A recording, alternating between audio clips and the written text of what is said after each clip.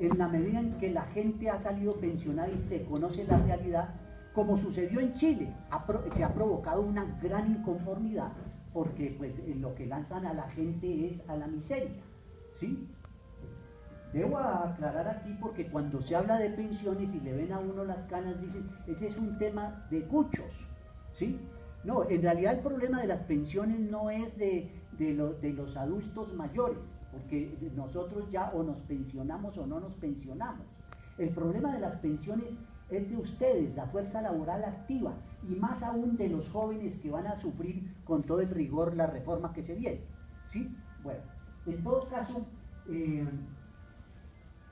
los fondos privados de pensiones eran 14 fondos inicialmente, hoy hay 4 fondos de pensiones, y controlan 240 billones de pesos. Les dije que el presupuesto nacional es de 259 billones, ¿sí? Estos fondos controlan 240 billones de pesos. Es más del 20% del Producto Interno Bruto colombiano. Estos son los fondos privados. Los principales fondos son Porvenir, que es del Grupo Aval, ¿sí? De Carlos Sarmiento Angulo, el principal banquero de Colombia, ¿sí? Protección, que es del Grupo Empresarial Antioqueño, que es el principal grupo empresarial de Colombia, controla Nutresa, el Banco de Colombia, por ejemplo Nacional de Chocolates, todo eso lo controla Cementos Argos. Todos esos son grupos empresariales controlados por el empresarial antioqueño, Colfondo, que es del Scotiabank y Bol Mutual. Esos son los 4 fondos privados de pensiones que manejan semejante suma. Entonces, ¿qué hacen los fondos con esos? Estoy hablando de cómo dejó la situación la ley 100, ¿no? Y está vigente. ¿Qué hacen con esos fondos? Le prestan a interés al gobierno. Ojo a esto, cómo actúan los emprendedores. El gobierno saca una ley para entregarles las cotizaciones de millones de colombianos, ¿sí? Y luego ellos cogen y le prestan al Estado a interés, ¿sí? Y la deuda pública se agiganta. Bueno, compran acciones en Colombia y en el extranjero, ¿sí? Estos 2 grupos se han convertido en tamaños gigantes en parte por el dinero de los fondos de pensiones.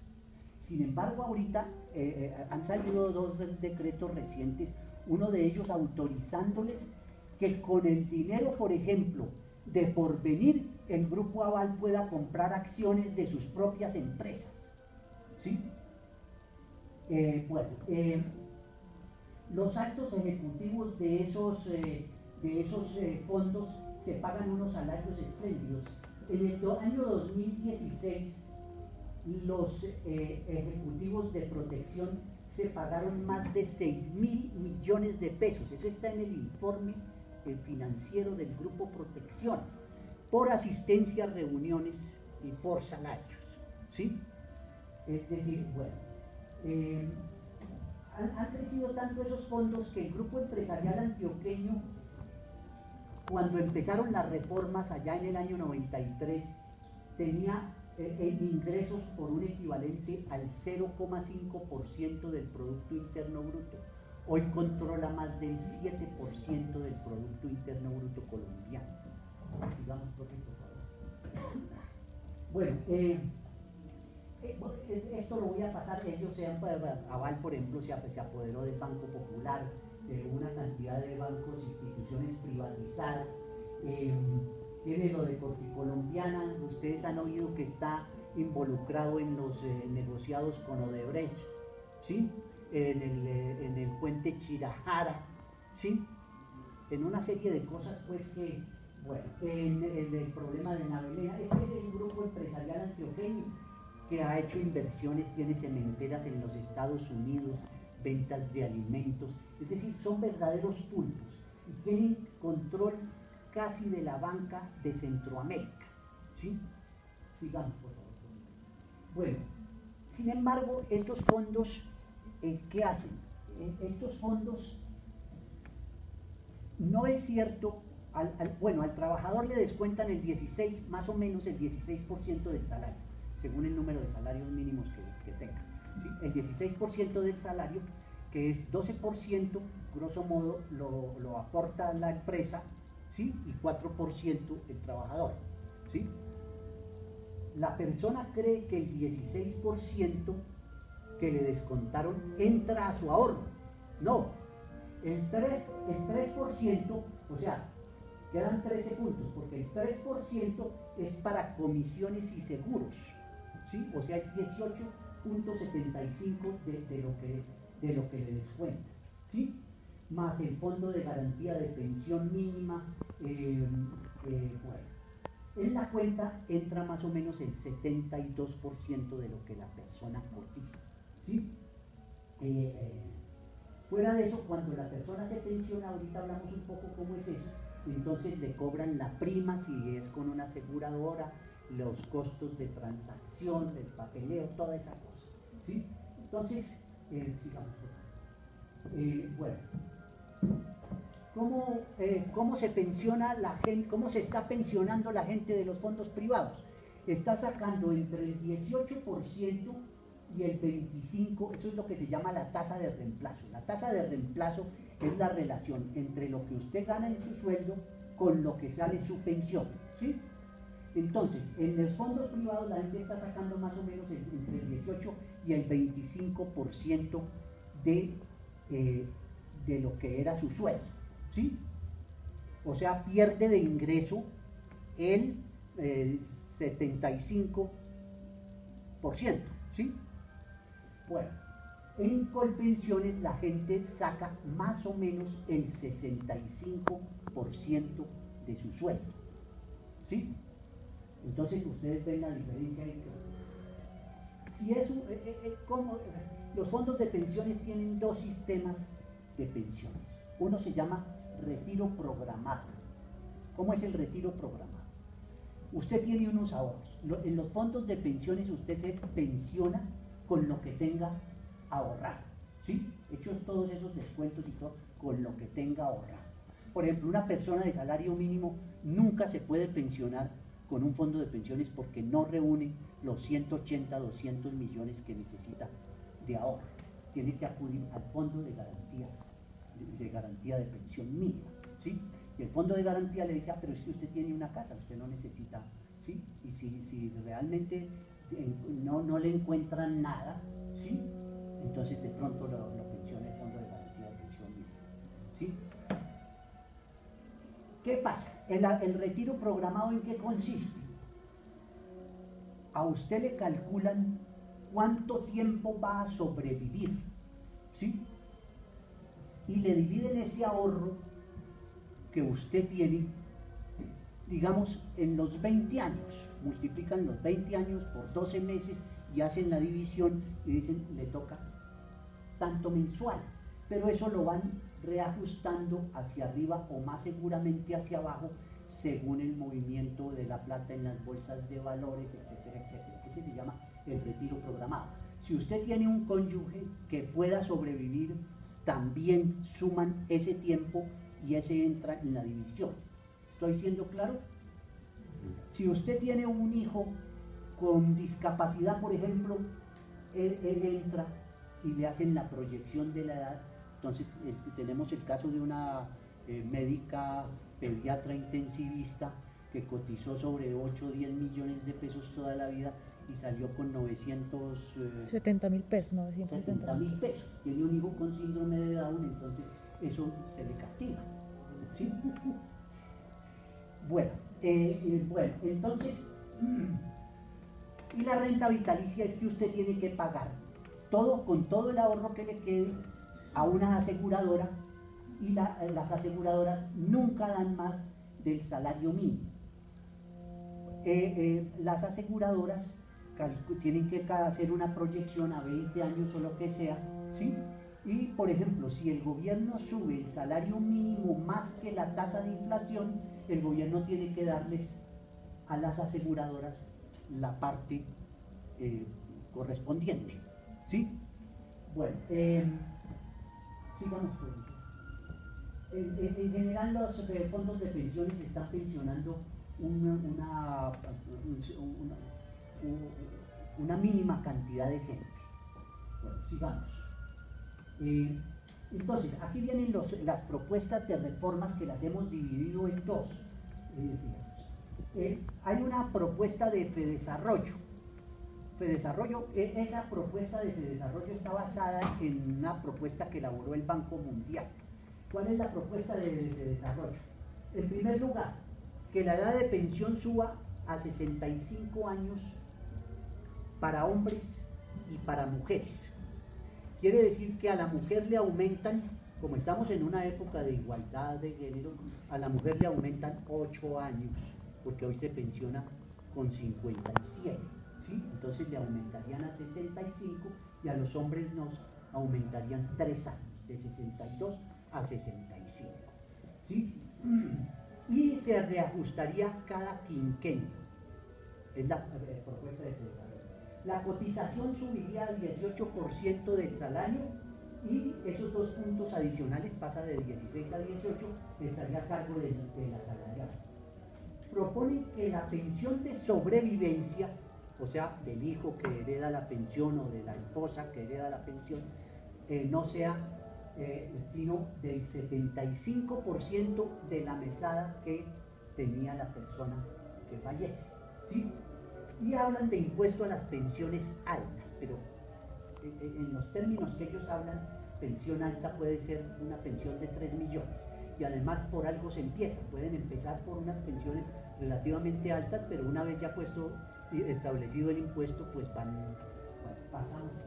Bueno, hay una cosa que propone Fedesarrollo, que es esto.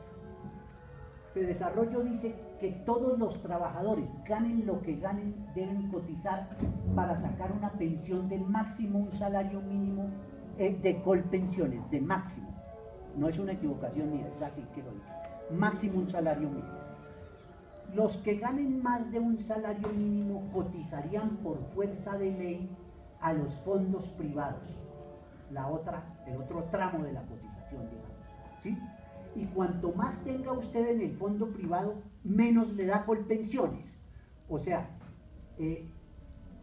si usted tiene un ahorro de 100 millones, entonces Colpensiones le da menos del mínimo. Por eso es que dicen que Colpensiones daría pensiones de máximo un salario mínimo. En últimas, la idea es bajar todas las pensiones al salario mínimo. Y ellos lo han dicho claro, es que la pensión no es para irse de compras a Miami, es para sobrevivir, ¿sí? Bueno, entonces el primer pilar, eso lo llaman, en el nivel contributivo lo llaman los pilares, ¿sí? El primer pilar sería a Colpensiones, todo el mundo cotiza a Colpensiones para máximo un salario mínimo. El segundo pilar es a los fondos privados, ahorro forzoso, los que ganen más de un salario mínimo. Y el tercer pilar es aportes voluntarios a pensión, ¿sí? Bueno, en eso hay mucho jaleo porque los fondos privados han dicho no, mejor acaben Colpensiones y pásennos todo eso para nosotros, ¿sí? Entonces Fedesarrollo y estos dicen no, porque entonces la deuda externa, ¿cómo la pagamos? Si se agravaría el hueco fiscal de Colpensiones por lo menos por un periodo de 20 años o algo así, pero el capital financiero tiene una característica y es que es cortoplacista, es decir, no cree sino en lo inmediato. Bueno, en todo caso, hacemos esto porque y Fedesarrollo les dice, bueno, como les vamos a quitarlo de un salario mínimo a Porvenir y a Protección, entonces hagamos una cosa, que ya no tengan que, porque hoy la ley establece que los fondos privados deben pagar una rentabilidad mínima al ahorrador. Entonces dicen, quitemos esa rentabilidad mínima, o sea, que la gente entre directamente a perder, ¿sí? Que la prima que se cobra por aseguramiento, dice que el desarrollo es muy baja, ¿sí? Y enfrenta la expectativa de vida, los fallos judiciales, el aumento del salario mínimo. Entonces, que la ley no establezca una prima, sino que la establezca el mercado. O sea, el mercado son esos 4 fondos, ¿no? O sea, el mercado, el monopolio del mercado, ¿sí? Bueno, sigamos. En realidad, la reforma pensional se presenta como una cosa de equidad, ¿sí? El sistema pensional debe ser equitativo. Lo equitativo consiste no en que los que están percibiendo menos se igualen con los que están percibiendo un poco más, sino la equidad es por lo bajo, o sea, bajar a todo el mundo en su ingreso. Digamos, bueno, pero hay otra cosa que presenta Fedesarrollo, que es lo que llaman el nivel no contributivo. Hay una cosa que se llaman los BEPS, beneficios económicos periódicos. Los BEPS los creó el gobierno de Álvaro Uribe en el año 2005 con el acto legislativo número 1 de 2005. Los BEPS consisten en que un trabajador que no gana el salario mínimo, que no tiene un contrato legal, es pintor pero no pintor pues de los que se forman aquí, sino pintor de casas, etcétera, etcétera. Entonces ese señor no tiene cómo pagar una cotización al régimen, al sistema pensional. Entonces le reciben cualquier cosa, máximo 980.000 pesos anuales, ¿sí? Y cuando cumple los 65 años, etcétera, etcétera, entonces le dan cualquier cosa, ¿sí? O sea, puede ser, por ejemplo, 240.000 pesos mensuales, que es, ya el que gana 240.000 pesos ya salió de la línea de pobreza, ¿sí? Entonces es para que acabemos con la pobreza.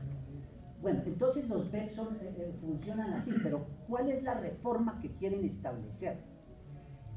Dicen, vamos a legalizar, a formalizar una cantidad de empresas medianas y pequeñas que no, pues son informales porque no pueden con los impuestos, con la carga prestacional, etc.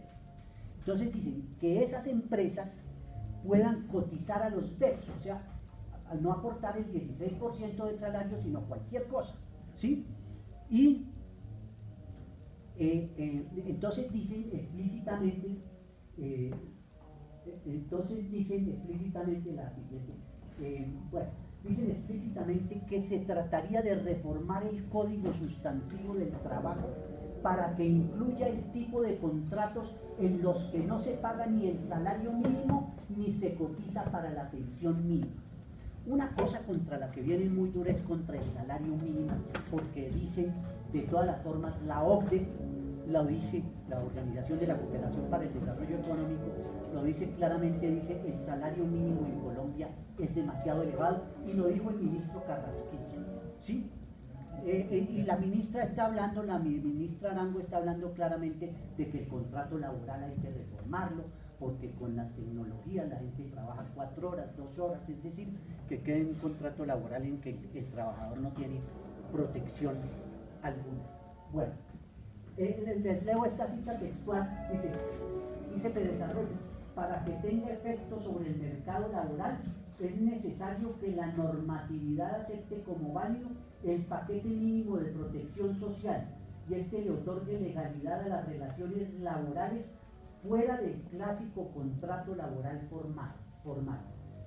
Las BEPS se convertirían en la herramienta que ofrecería el Estado para que los empleadores puedan mitigar el riesgo inherente a una relación contractual que implique inestabilidad o remuneraciones menores a un salario mínimo. Bueno, creo que no necesito comentar la gravedad de una cosa de estas. ¿Qué van a hacer las empresas? Lo que hicieron con las cooperativas de trabajo asociado. Entonces, las grandes empresas forman empresitas satélite, dicen nosotros queremos formalizarnos, vamos a aportar a los BEPS, y entonces de esa manera burlan toda la legislación laboral profesor, por favor. Es decir, la formalización y la ampliación de la cobertura se hacen deteriorando la relación laboral y derogando garantías mínimas. Esa es la propuesta de Fedesarrollo, que algunos dicen que es la menos desfavorable. ¿Sí? ¿En qué va a quedar? La gente profesional, técnica, etcétera, va a salir más o menos con un salario mínimo de pensión, un poco más, si acaso. ¿Sí? Y los que hoy reciben una pensión de salario mínimo seguramente van a quedar en los BEPS, ¿sí? O sea, recibiendo 240.000 pesos. Bueno, la Asociación Nacional de Instituciones Financieras, que la controla Luis Carlos Sarmiento Angulo, ¿qué dice? Marchitemos Colpensiones. Incluso decía que a partir del 1 de enero de 2019 ya no tenga Colpensiones nuevos cotizantes, ¿sí? Los fondos se quejan mucho de que Colpensiones les representa una competencia desleal, llaman ellos. La competencia desleal consiste en que de un fondo la gente sale con 800.000 pesos y de Colpensiones sale con 3 millones, entonces eso es una competencia desleal que hay que eliminar, ¿sí? Y ellos proponen entonces marchitar Colpensiones. Bueno, dicen que mientras exista Colpensiones se debe elevar en 5 años la edad de jubilación, reducir las tasas de reemplazo en 20 puntos. O sea, Colpensiones ahorita le da el 65% del promedio de su salario de los últimos 10 años, ¿sí? Entonces ellos dicen no, que no le dé 65, que le dé 45 y que no sea de los últimos 10 años, sino que sea de toda la vida laboral o al menos de los últimos 20 años, sacar el promedio, ¿sí? Tal vez tengo que correr porque ustedes tienen mucho, ¿cierto, profe? Estoy un poco, bueno. Entonces ellos proponen que la pensión mínima sea igual al 75% del salario mínimo, o sea, 585.000 actuales. Y la pensión sustitutiva sea del 75% de la del fallecido, 431.000 pesos. Ya dije lo del ingreso del... Bueno, ANIF insiste en que el salario mínimo es muy elevado. Ellos necesitan bajar el salario mínimo para poder bajar toda la escala salarial, ¿sí? Es decir, ese no es un problema solo de los del salario mínimo, es que si pueden bajar el mínimo pueden ir bajando toda la escala salarial. Bueno, ¿qué otra cosa viene? Resumamos esto. Por ejemplo, están diciendo que hay que quitar el 12%, están diciendo que hay que quitar el 12% que se pagan a los intereses de las cesantías, que eso hay que eliminarlo, que ya en el fondo le están pagando intereses que entonces no se justifican.